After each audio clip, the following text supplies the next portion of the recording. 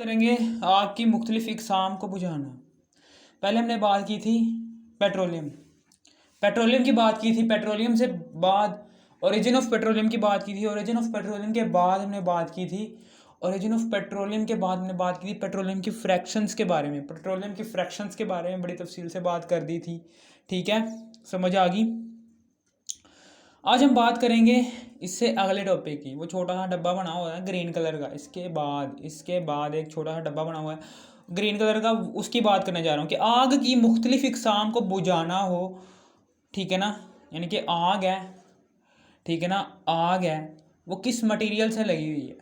क्या वो तेल वाली आग है, यानी कि पेट्रोल की आग है, या फिर वो उसकी आग है, क्या नाम है, इलेक्ट्रिसिटी की, बिजली की आग है, या फिर वो लकड़ी वाली आग है? इन तीनों आगों को बुझाना कैसे है? मुख्तलिफ तरीक़ों की ज़रूरत पड़ती है, वो तरीके आज हम पढ़ेंगे। ठीक है, सबसे पहला तरीका है कि आग को शुरू करने और इसे बरकरार रखने के लिए हम क्या करते हैं? हम ईंधन यानी कि आग है, आग को शुरू करने और इसे बरकरार रखने के लिए आग है, आग को शुरू करना है, आग को शुरू करना है यानी कि आग को पैदा करना है और इसे बरकरार रखना है लंबे समय तक। तो उसके लिए क्या होता है? उसके लिए ईंधन बहुत ज़रूरी है। ईंधन जो कंबस्शन के दौरान जलता है, ठीक है ना, कंबस्शन के दौरान क्या जगह करता है? ये जलता है ईंधन। हाँ, जब बात करेंगे कंबस्शन रिएक्शंस की, कंबस्शन रिएक्शंस में सबसे पहला रिएक्शन होता है C+O2, यानी कि कार्बन को ऑक्सीजन की मौजूदगी में जलाया जाता है और कार्बन डाइऑक्साइड पैदा, यानी कि कंबस्शन प्रोसेसेस के दौरान ऑक्सीजन की मौजूदगी में जो उनसे हाइड्रोकार्बन हैं वो जलेंगे। ठीक है, साल के तौर पर C3, 3 दूनी 6 7 8, ठीक है, फिर उसके बाद CH3 मिथाइल अल्कोहल, ठीक है, और फिर उसके बाद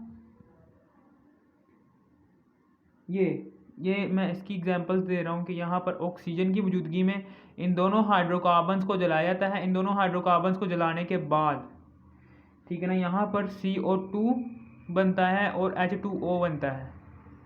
ठीक है, और फिर उसके बाद यहाँ पर भी CO2 और H2O बनता है, CO2 और H2O बनता है। ठीक है, यहाँ पर क्या बनता है? यहाँ पर ये हम इसको बैलेंस करेंगे, 3 और 4 इधर आ जाएगा। फिर इसी तरीके से यहाँ पर 2 ये और 4 इधर, यहाँ पर भी प्लस का साइन, इधर भी प्लस का साइन। ठीक है,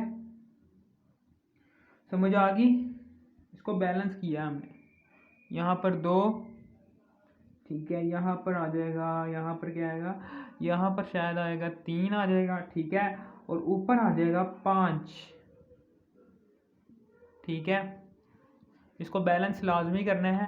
ये देखें, यहाँ पर 5 दूनी 10 ऑक्सीजन के एटम्स है, और उधर देखें 3 दूनी 6 और 4, 4 एकम 4, 6 और 4 10 ऑक्सीजन के एटम्स इधर भी, 10 ऑक्सीजन के एटम्स इधर भी, 3 कार्बन के एटम्स इधर भी, 3 कार्बन के एटम्स इधर भी, 8, 4 दूनी 8, 8 हाइड्रोजन के एटम्स इधर भी, 8 हाइड्रोजन के एटम्स इधर भी। फिर इसी तरीके से 2 कार्बन के एटम्स इधर भी, 2 कार्बन के एटम्स इधर भी, 2 तिया 6 हाइड्रोजन के एटम्स इधर भी, और 4 दूनी 6 हाइड्रोजन के एटम्स इधर भी, और ये 3 दूनी 6 और ये 1 हाइड्रोजन का एटम जो 2 से मल्टीप्लाई होगा 2, 3 दूनी 6 7 8, 8 हाइड्रोजन के एटम से इधर भी, 4 दूनी 8, 8 हाइड्रोजन के एटम से इधर भी, 2 ऑक्सीजन के एटम से इधर भी, 2 ऑक्सीजन के एटम ये हैं, और 3 दूनी 6 6 7 8, 8 ऑक्सीजन के एटम्स हैं ये, 2 दूनी 4, 4 ऑक्सीजन के एटम्स ये, और 4 एकम 4, 4 ऑक्सीजन के एटम्स ये, 4 और 4 8, 8 ऑक्सीजन के एटम्स ये भी। इस तरीके से हमारी इक्वेशंस बैलेंस हो गई है। ये क्या है? Combustion reactions. ये कंबस्शन रिएक्शंस हैं। इस दौरान क्या हुआ है? यहाँ पर ऑक्सीजन की मौजूदगी में हाइड्रोकार्बन्स जो उनसे हैं वो जले हैं। जलने के बाद कार्बन डाइऑक्साइड प्रोड्यूस हुई है और पानी के वेपर्स पैदा हुए हैं। ठीक है, ओके, समझ आ गई? यहाँ पर ये बात हुई है, इसे हम कहते हैं कंबस्शन रिएक्शंस, यानी कि ईंधन जो कंबस्शन के दौरान जलता है। ठीक है ना, इसको लकड़ी, तेल, बिजली, ईंधन जो कंबस्शन के दौरान जलता है, कंबस्शन प्रोसेसेस के दौरान जो सा ईंधन जल रहा होता है, ईंधन जो कंबस्शन प्रोसेस के दौरान ईंधन है कंबस्शन प्रोसेस के दौरान, यानी कि कंबस्शन प्रोसेस को चलाने के लिए जोन सी हीट प्रोवाइड हो रही है, जो सा हरारत प्रोवाइड कर रहा है वो ईंधन प्रोवाइड कर रहा है, वो ईंधन जो सा है वो जल रहा है। लेकिन लकड़ी, तेल और बिजली, लकड़ी, तेल और बिजली जो सी है, ठीक है ना, ये ईंधन के तौर पर इस्तेमाल हुए हैं कंबशन प्रोसेसेस को रन करने के लिए, ठीक है ना। लकड़ी पर हमने आग लगाई, लकड़ी क्या है, एक ईंधन है, ठीक है, जो जलने में मदद दे रही है। तेल है, तेल एक ईंधन है, ठीक है, जो जलने में मदद कर रही है कंबशन प्रोसेसेस को चलाने के लिए। बिजली है, बिजली भी ईंधन के तौर पर जलने में मदद दे रही है। यानी कि जब तेल की आग लगती है, बिजली की आग लगती है, लकड़ी की आग लगती है, ये तीनों क्या होते हैं, फ्यूल के तौर पर काम कर रहे होते हैं। और वो आग किसकी मौजूदगी में लग रही होती है, ऑक्सीजन की मौजूदगी में लग रही होती है। और ऑक्सीजन की मौजूदगी में लगने के बाद कार्बन डाइऑक्साइड पैदा हो रही होती है और H2O पानी, ठीक है ना, कार्बन डाइऑक्साइड पैदा हो रही है। कार्बन डाइऑक्साइड जो सी है ये पैदा हो रही होती है और पानी के वेपर्स ये भी पैदा हो रहे होते हैं, ठीक है, समझ आ गई। फिर इसी तरीके से ये कंबशन प्रोसेस की बात कर रहा था मैं।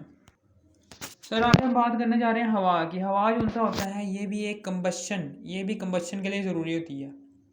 यानी कि कंबशन प्रोसेसेस को रन करने के लिए ईंधन की ज़रूरत होती है, जो कि लकड़ी, तेल और बिजली, ये ईंधन होगी।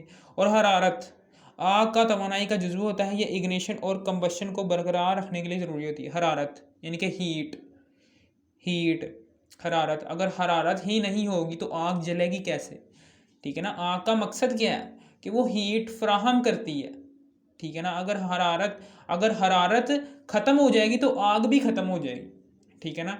हवा जो सी है वो भी एक कंबशन प्रोसेस के लिए बहुत ज़रूरी होती है, क्योंकि अगर हवा में मौजूद ऑक्सीजन ही नहीं होगी तो ऑक्सीजन की मौजूदगी में कंबशन प्रोसेस भी नहीं होगा, ठीक है ना। यानी कि आग लगेगी ही नहीं, ठीक है ना। कंबशन प्रोसेस को रन करवाने के लिए ईंधन की ज़रूरत होती है, हरारत की ज़रूरत होती है और हवा की ज़रूरत होती है। कंबशन जो सा होता है वो ईंधन, हवा और हरारत, ईंधन, हवा और हरारत, ये तीन चीज़ों पर मुबनी होता है। इनमें से किसी को हटाकर आग नहीं बुझा, यानी कि कोई सी भी एक चीज़ गायब हो जाए ना, मिसाल के तौर हवा आनी है तो हवा की गैर मौजूदगी में कंबशन स्टार्ट नहीं हो सकती, क्योंकि ऑक्सीजन ही नहीं है। खला में चले जाओ, खला में आग नहीं लगेगी क्योंकि वहाँ पर ऑक्सीजन नहीं है। इसी तरीके से अगर आप हरारत नहीं है, अगर हरारत ही नहीं है, फॉर एग्जांपल ठंडे इलाके में चले जाएं, ठीक है ना, अंटार्कटिका में, वहाँ पर आग नहीं लगेगी क्योंकि वहाँ पर हरारत जो सी है वो जल्दी पैदा नहीं होगी। हरारत जो सी है, बेशक वहाँ पर आग लग जाएगी लेकिन ऐसी जगह पर लगेगी कि जहाँ पर थोड़ी बहुत हरारत हो, थोड़ी बहुत हीट हो, ठीक है ना, समझ आ गई आपको, ऐसी जगह पर लगेगी। इसी तरीके से ईंधन जो सा है, लकड़ी, तेल और बिजली, ये ईंधन है। इनमें से किसी एक को भी हटा दो आग नहीं लगेगी। ये ईंधन जो सा होता है ये मुख्तलिफ होते हैं, ईंधन जो से होते हैं वो मुख्तलिफ होते हैं, इन्हें निकालने के लिए मुख्तलिफ तरीक़ों की ज़रूरत होती है। ईंधन जो से होते हैं वो मुख्तलिफ होते हैं, इन्हें जो सा है निकालने के लिए मुख्तलिफ तरीक़ों की ज़रूरत होती है, ठीक है। मिसाल को लकड़ी की आग है, पानी डालकर बुझा दो, ठीक है ना, लकड़ी की आग है। ईंधन मुख्तलिफ होते हैं, मिसाल के तौर पर ईंधन है, लकड़ी की आग है, तेल की आग है, बिजली की आग है, ये तीन क्या है, ये ईंधन है जो आग को क्रिएट कर रहे हैं। इन तीनों ईंधनों की आग को बुझाने के लिए मुख्तलिफ तरीके इस्तेमाल होते हैं। लकड़ी की आग जो सी होगी उसको पानी डालकर बुझाया जा सकता है। ये देखें ना कि जैसे ही आप पानी डालेंगे उस लकड़ी की आग के ऊपर, ठीक है ना, उस लकड़ी की आग के ऊपर पानी डालेंगे तो वो जो सा पानी है वो हरारत को जज़ब करता है। हरारत को जज़ब करने के बाद, ठीक है ना, लिक्विड फॉर्म से वेपर्स फॉर्म में कन्वर्ट हो जाता है। तो वो क्या करेगा, पानी जब हम लकड़ी की आग के ऊपर डालेंगे ना तो वो पानी क्या करता है, वो आग में मौजूद हरारत को अपने अंदर जज़ब करता है। जज़ब करने के बाद, ठीक है ना, जज़ब करने के बाद वेपर्स फॉर्म में कन्वर्ट होकर आसमान की तरफ उड़ जाता है। ये देखिए हरारत जो सी है ये एक फैक्टर क्या हो गया है, ख़त्म हो गया। यानी कि हरारत किसने चूस लिया, पानी ने। जैसे पानी ने हरारत चूस ली है तो आग भी ख़त्म हो जाएगी लकड़ी की। ये एक फैक्टर, इन तीनों फैक्टर्स पर ही मुबनी है ये कंबशन प्रोसेस। इन तीनों फैक्टर्स में से अगर कोई एक भी फैक्टर डिस्टर्ब हो जाएगा तो कंबस्शन के दौरान जो उनसी लगने वाली आग होगी वो भी डिस्टर्ब हो जाएगी। फिर इसी तरीके से तेल की आग, ठीक है ना, इसी तरीके से जो उनसे पानी है, इसी तरीके से आप कह सकते हैं, ठीक है ना। आगे हम बात करने जा रहे हैं कि तेल की आग जो उनसे होती है। तेल की आग बेकिंग सोडा, टेबल नमक और रेत से तेल की आग को बुझाया जा सकता है। पानी से ये पानी से नहीं बुझ सकती, क्योंकि तेल जो उनसा होता है वो पानी के ऊपर तैरता है। आपने अक्सर देखा होगा कि तेल जो उनसा होता है वो पानी के ऊपर तैरता है और लेयर की शक्ल में ऊपर फैल जाता है पानी की सतह के ऊपर। जैसे ही आप तेल की आग के ऊपर पानी का छिड़काव करेंगे तो आपको पता है कि जो सा तेल है वो पानी की सतह के ऊपर क्या कर रहा था, वो पानी की सतह के ऊपर फैल रहा था। जब आप पानी डालेंगे तो वो पानी की वजह से तेल की आग भी मज़ीद भड़क जाएगी, मज़ीद फैलेगी, ठीक है ना। यानी कि तेल जब, यानी कि पानी जो सा था, पानी के ऊपर आपने तेल को मिलाया, पानी के साथ आपने तेल को मिलाया, यानी कि पानी था, पानी के ऊपर आपने तेल फेंका। तेल जो सा है वो पानी की सतह के ऊपर लेयर बना जाता है, पानी की सतह के ऊपर फैल सा जाता है, ठीक है ना। यानी कि आप कह सकते हैं कि पानी की वजह से तेल फैल गया। जब आप पानी डालेंगे, जब आप तेल की आग के ऊपर पानी डालेंगे ना, ठीक है ना, तो वो तेल की आग क्या करेगी, वो उस पानी की वजह से, ठीक है ना, पानी की सतह के ऊपर ज़्यादा फैल जाएगी, यानी कि पानी ज़्यादा फैलेगी, ठीक है ना। इसलिए आप पानी का इस्तेमाल तेल की आग पर बिल्कुल भी नहीं करेंगे, क्योंकि वो मज़ीद फैलती है, पानी के ऊपर तैरता है, ठीक है ना, फैल जाते हैं, ठीक है ना। यही बातें आपकी बुक के ऊपर लिखी हुई हैं, तेल की आग पानी के साथ फैलती है। ये बिल्कुल सेम आपकी बुक की ही वर्डिंग है, इसको मैंने उर्दू में ट्रांसलेट किया हुआ है, ठीक है ना। इसलिए आप बेकिंग सोडा, सोडियम बाइकार्बोनेट का इस्तेमाल करो, टेबल नमक का इस्तेमाल करो, उसको बुझाने के लिए रेत का इस्तेमाल करो। इससे क्या होगा, जब आप रेत डालेंगे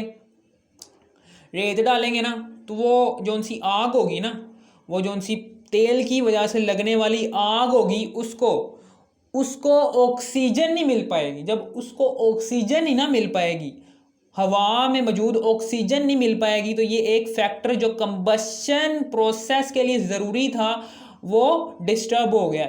इस वजह से वो जो सी आग होगी वो ख़त्म हो जाएगी, ठीक है ना। बेकिंग सोडा से भी आप ख़त्म कर सकते हैं, टेबल नमक से भी आप ख़त्म कर सकते हैं। इन तीनों चीज़ों से ही आप उस तेल से लगने वाली आग को ऑक्सीजन की फराहमी से रोक सकते हैं और वो जो सी आग है वो बुझ कर ख़त्म हो जाएगी। इसी तरीके से इलेक्ट्रिक फायर, बिजली की आग जो सी होती है वो अगर आग के मुकाबले बड़ी ताकतवर होती है, ये जो सी आग होती है ये बहुत ज़्यादा ताकतवर होती है। इलेक्ट्रिक फायर, ये बिजली की आग जो सी होती है ये बहुत ज़्यादा ताकतवर होती है दूसरी आगों के मुकाबले में, क्योंकि इसको पैदा कौन कर रही है, इलेक्ट्रिसिटी पैदा कर रही है। इलेक्ट्रिसिटी 11,000 वोल्टेज, 220 वोल्ट का करंट हमारे घरों में आता है, ठीक है ना। उतनी वोल्टेज का करंट की वजह से जो सी आग लगेगी वो भी बहुत हैवी किस्म की होगी। उसकी आग में आपने रंग भी देखे होंगे, ठीक है ना, रेड, येलो, ऐसे करके रंग भी आ रहे होते हैं। वो क्यों आ रहे होते हैं, क्योंकि वो ख़तरनाक आग है, क्योंकि वो इलेक्ट्रिसिटी के हाई वोल्टेज से पैदाशुदा आग है। इसी वजह से उसके आग जो उनसी होती है वो मुख्तलिफ रंगों की शक्ल में उभरती है, ठीक है ना। इसको बुझाने के लिए आप ऑक्सीजन की सप्लाई को ख़त्म कर दो। ये इलेक्ट्रिक फायर है, इसको बुझाने के लिए आपने ऑक्सीजन की सप्लाई को ख़त्म करना है। ऑक्सीजन की सप्लाई को ख़त्म कैसे करते हैं, उसके लिए मुख्तलिफ आलात होते हैं। इलेक्ट्रिक फायर को बुझाने के लिए मुख्तलिफ आलात होते हैं जो ऑक्सीजन की सप्लाई को ख़त्म करते हैं, जो ऑक्सीजन की सप्लाई को ख़त्म कर